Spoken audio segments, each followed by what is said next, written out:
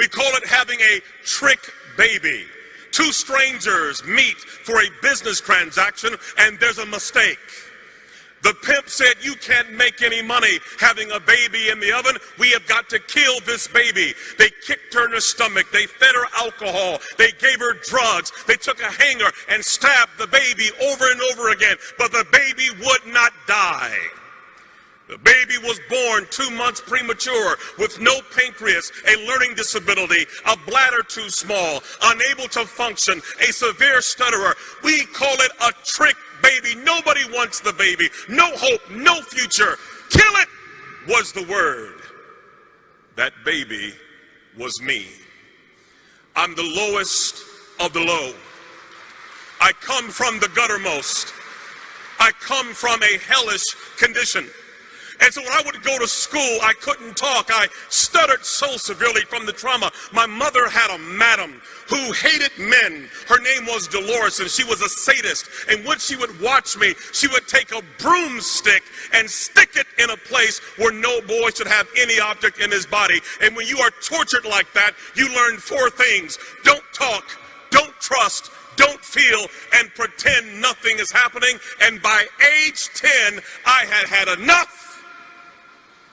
I wanted to die. And in my school, they put me in a boiler room with other kids who were dysfunctional like me, where we would finger paint all day long. And yet there was a teacher, thank God for her, who had a Gideon Bible. And she came to my school and she saw kids like me as her mission field. And she would give me this Gideon Bible and read to me stories of dysfunctional characters who God used. She would say to me, Ronaldo, God uses greatly those who have been wounded very deeply. He will turn your pain into power, your wounds into wisdom. She had me read the story of Moses, who was also a stutterer. I began to understand that God did love a trick baby. Even as low as I was, there was hope for me and possibility. And when a child begins to understand the love of God and the power of his word and the possibilities, it changes everything.